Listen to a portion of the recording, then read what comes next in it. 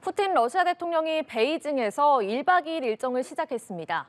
향후 중러 관계 방향을 전망하는 기회가 될 걸로 보여서 관심이 쏠리고 있는데요.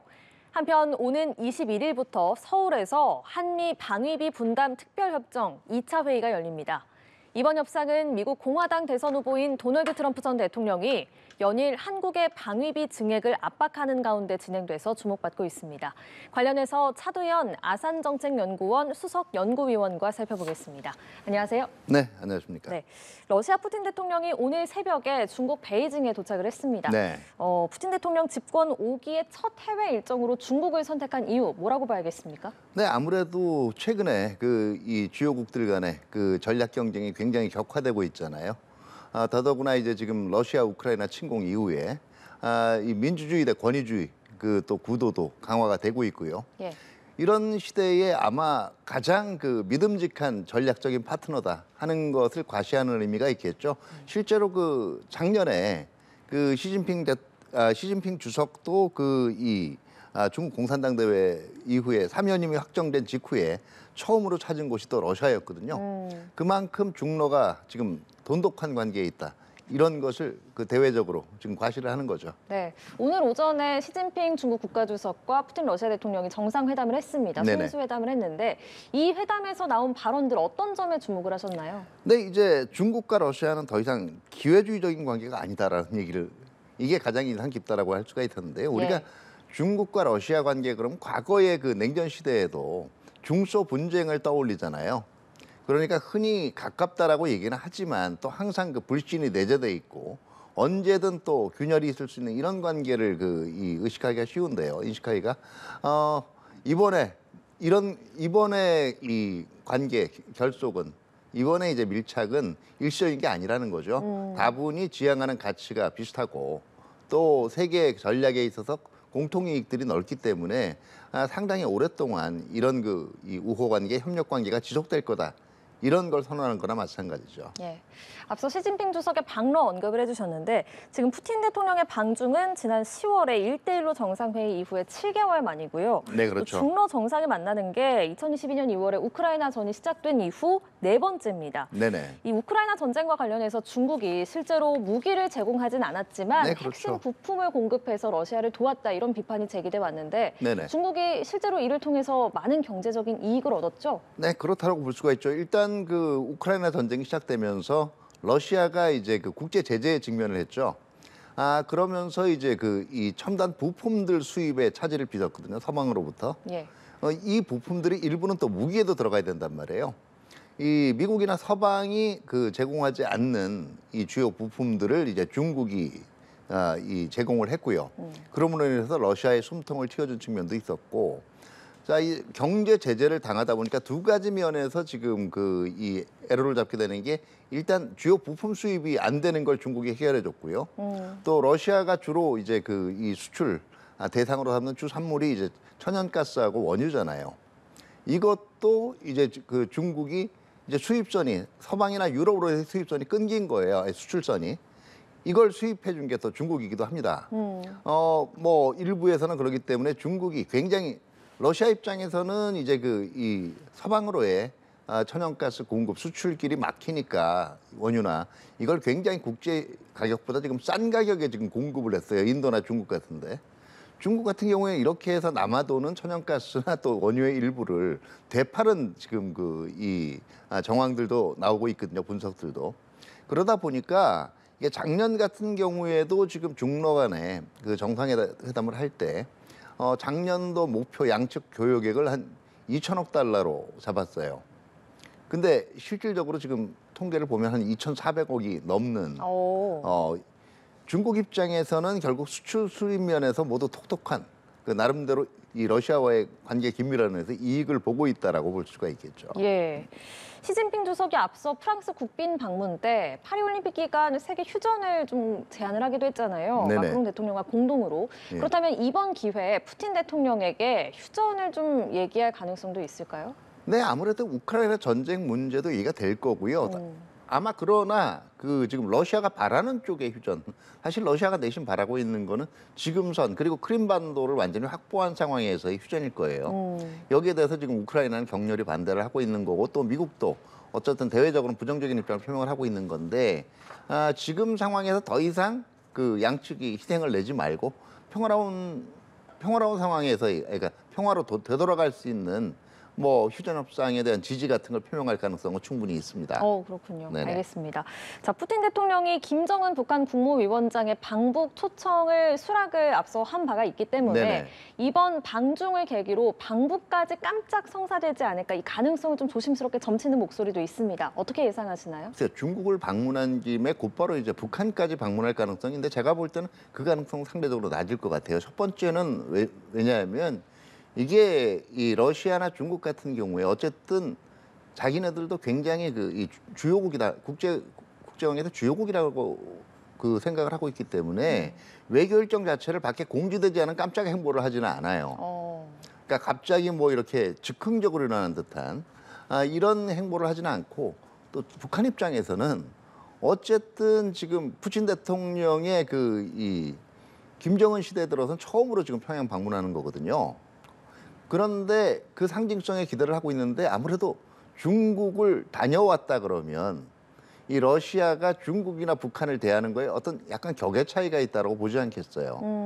그러니까 우리가 잘 쓰는 말로 김이 좀 빠지는 거죠. 그렇기 때문에 아마 그거는 북한도 별로 원하는 바가 아닐 거예요. 그렇군요. 예, 그러니까 실질적으로 이제 북한이 흔히 얘기하는 최근에 주요국 간 전략 경쟁이 이루어지고 있는 구도를 최대한 활용을 해서 이제 지금 한미일이 작년에 이제 캠프 데이비드 체제를 통해서 안보 협력 체제를 강화를 하니까 이제 북중러 협력 관계를 강화하겠다라는 그림 아닙니까? 근데 그 김정은이 생각하는 그 북중러 협력이라는 거는 북한이 이 삼자의 협력을 일종의 이끌고 가는 그런 인상이란 말이에요. 북한 주민들한테 주고 싶은 건. 네. 근데 중러가 먼저 만나고 그다음에 그 푸틴 대통령이 평양을 방문했다 이러면 아무래도 북한은 중러라는 두 개의 후원국 밑에 매달려 있는 것 같은 인상을 주는 존재가 되거든요. 그러니까 북한도 별로 아마 그게 성사가 된다라고 해도 북한 입장에서 굉장히 찜찜할 거예요. 알겠습니다. 그래서 방북 가능성 좀 낮게 보시는 이야기까지 들어봤습니다. 네. 좀 주제를 돌려서요. 미국 공화당 대선 후보인 트럼프 전 대통령이 방위비 인상을 연일 압박하고 있는 상황도 좀 네네. 짚어보겠습니다.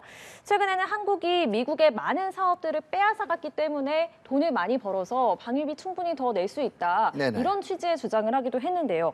먼저 왜 이렇게 우리나라의 방위비 분담금을 대폭 올리자고 하는 건지 이 배경부터 짚어주실까요? 네, 두 가지가 있어요. 첫 번째는 트럼프 대통령이 동맹을 대하는 자세 자체가 어떤 신뢰라든가 이런 거보다는 경제적인 이해관계를 가지고 따지고요. 이거는 뭐 한국뿐만 아니라 그 EU나 나토 국가들에 대해서도 마찬가지고요. 이건 일본에 대해서도 마찬가지입니다. 그런데 그 일반적으로 이 나토나 일본 같은 경우 보면은 그 자국 영역 밖에서의 활동들 자체도 이제 많이 지향을 하잖아요. 반면에 이제 트럼프 대통령이 항상 얘기해온 게 한국 지켜준다라고 얘기하는 거 아니겠어요? 그 부분을 그 지적하는 의미도 있고요. 두 번째는 엄밀하게 얘기하면 이게 트럼프 대통령을 지지하는 사람들이 가지고 있는 일종의 편견이에요. 결과적으로 미국이 왜 그러면 경기가 안 좋냐? 전반적으로 이걸 설명하는 거에서 미국 자체의 어떤 산업 경쟁력 하락보다는 이게 다른 국가들이 일자리를 뺏어가서 다른 국가들이 무역에서 이익을 내기 때문에 이런 제로섬적인 사고방식을 가지고 있는 분들이 꽤 있는데요. 예. 이런 자기 지지 유권자들의 취향을 만족시켜준다라는 면에서 실질적으로 그 사실에 옳고 그름과는 상관없이 이런 주장을 계속 해나가는 거죠. 선거에서 유리하니까요. 네. 그러니까요. 사실에 옳고 그름과 상관없이 이런 주장을 계속하는 거다 이렇게 말씀해 주셨는데 실제로 트럼프 전 대통령이 사실과 다른 주장을 하면서까지 지금 방위비 인상을 압박하고 있지 않습니까? 네네. 한국이 방위비 분담금을 거의 내지 않는다. 네네. 주한미군 규모가 42,000명이다. 이렇게 사실과 다른 주장을 하고 있는 건데 우리 정부 측 입장을 트럼프 측에 전달했다고 하는데 이에 대한 반응은 어떻게 될지 궁금해요. 네, 제가 볼 때는 바뀌지 않을 거예요. 왜냐하면은 알면서도 틀린 통계를 낸다라고도 볼 수가 있어요. 왜냐하면 중요한 게 아까도 얘기했지만 자기를 지지하는 미국 유권자들의 머릿속에 있는 이미지란 말이에요. 한국은 항상 이 미국으로부터 많이 돈을 벌어갔다. 그런데 내지 않는다. 그다음에 굉장히 많은 적지 않은 수의 미군이 한반도에 주둔하고 있다. 이런 걸 만족시켜 주기에는 실질적인 통계는 그 통계라든가 숫자들은 거의 부합하지 않는단 말이에요. 그러니까 과장되거나 잘못된 것들을 의도적으로 활용한다고 볼 수가 있고요. 두 번째는 이런 걸 전달을 한다라는 게 결국은 트럼프 대통령의 참모들을 통해서 전달이 되게 될 거잖아요. 근데 근래에 나오는 얘기들 여러 가지 뭐 트럼프 대통령의 차기 뭐가 될 거다 하는 분들의 얘기들 자체가 또 우리 굉장히 우려스럽게 하지 않습니까?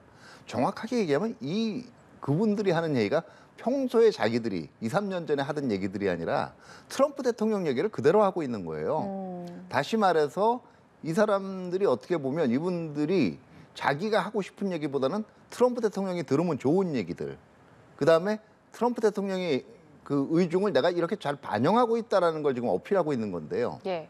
그렇다면 이분들이 트럼프 대통령한테 가서 그거 틀린 사실입니다. 이렇게 얘기할 가능성이 적지 않겠어요. 그러니까 안 바뀔 겁니다. 제가 그렇군요. 보기에는. 예. 자, 한미 방위비 분담금 협상 2차 회의가 다음 주에 서울에서 열립니다.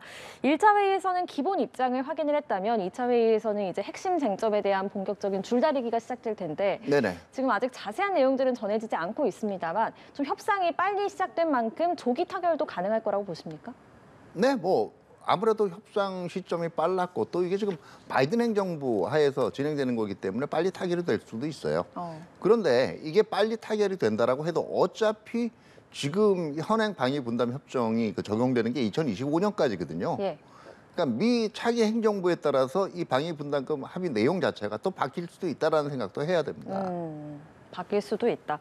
자, 조 바이든 대통령과 트럼프 전 대통령이 네. 6월 27일에 TV 토론에서 맞붙습니다. 네. 보통 미국은 11월 대선 투표일을 한두 달 정도 앞두고 9월에서 10월 정도에 이제 TV 토론을 시작한다고 알려져 있는데 왜 이렇게 TV 토론 빨리 하는 겁니까? 네, 일반적으로는 미국 내에서 이 TV 토론을 관장하는 이 단체가요. 커미션 온 프레지던셜 디베이트라는 데가 있어요. 이게 이제 비영리 민간 단체인데 여기서 각 언론 네트워크들하고 협조를 해가지고 왜 하반기가 되냐면 이게 공식적으로 지금 바이든 현 대통령, 트럼프 전 대통령이 대결하는 구도지만 양당 후보로 확정되는 건 양당의 전당대회가 끝나야 돼요. 이게 예. 7월하고 8월로 예정돼 있거든요. 예. 그러니까 그 다음에 하는 게 일반적인데 지금 확 당겼단 말이에요. 그리고 바이든 대통령도 그렇고 트럼프 전 대통령도 이걸 받아들였어요. 네. 크게 두 가지 변수로 볼 수 있습니다. 하나는 지금 제3 변수로 떠오르고 있는 로버트 케네디 주니어. 지금 이분은 지금 토론회는 지금 참석을 못할 거예요. 당장 하는 거에는. 그러니까 이분이 지금 누구 표를 더 가져갈 거냐 이 변수를 빨리 없애겠다는 것도 있고요. 두 번째는 금년 1월을 하고 비교해 보면은 지금 바이든 대통령하고 트럼프 대통령 간의 지금 지지율도 원래 트럼프 대통령이 전 대통령이 한 4% 내지 6% 앞서는 걸로 돼 있다. 지금 엎치락뒤치락하고 있거든요. 둘 다 지금 확실한 승기를 못 잡았다라고 생각을 하는 거예요. 그렇기 때문에 지금 언론 TV 토론을 통해서 자기의 강점을 어필을 해서 대세를 빨리 자기 쪽으로 가져와야 되겠다는 필요성도 지금 이 바이든 현 대통령도 그렇고 트럼프 전 대통령도 그렇고 공통적으로 느끼고 있는 것 같아요. 예. 이 TV 토론에서 어떤 얘기들이 오갈지도 관심인데 주한미군 방위비 문제도 논의 테이블에 오를 거라고 보십니까? 제가 볼 때는 그 정도로 중요한 부분은 아닐 겁니다. 아마 주로 동맹을 대하는 방식에 대해서는 아마 바이든 대통령이 대외 관계에서 얘기를 할 수가 있고요. 트럼프 대통령 같은 경우에는 오히려 굉장히 동맹을 다루거나 아니면 잠재적인 적국들, 그다음에 지역 분쟁을 관리하는 데 나약한 모습을 보였다. 나 같으면 그러지 않았다. 그러는 과정에서 아마 동맹하고 북한 문제도 얘기가 나올 수가 있을 거예요. 결국 이 바이든 대통령이 좀 이 우유부단한 정책을 펴는 동안 북한이 더 오히려 핵 능력이 강해졌다. 나 같으면 안 그랬을 거다. 이런 얘기도 나올 수가 있는데 지금 전반적으로 TV 토론에 지금 금년 대통령 선거도 그렇고요. 주요 안건이 사실 외교보다는 국내 문제들이에요. 경기 회복의 문제라든가 아니면은 낙태 이슈라든가 그다음에 미국 사회에서 지금 주류가 전체적으로 주류 분위기가 바뀌고 있는 분위기들, 다시 말해서 미국 사회에서 기독교적인 전통의 훼손 이런 문제들을 가지고 주로 이제 이 토론들이 집중적으로 이럴 가능성이 크기 때문에 어떻게 보면 방위비 분담 문제는요 전체적인 외교 안보 이 미국의 이슈들 중에서도 일부거든요. 그렇기 때문에 이게 지금 처음 시작되는 TV 토론에서 제일 전면에 나오기에는 여전히 한계가 있는 것 같습니다. 예, 알겠습니다. 방위비 협상 결과가 대선 결과에 따라서 영향을 받을 수 있는 만큼 저희가 미국 대선 상황까지 짚어봤습니다. 지금까지 차두현 아산정책연구원 수석 연구위원과 함께했습니다. 오늘 말씀 고맙습니다. 네, 감사합니다.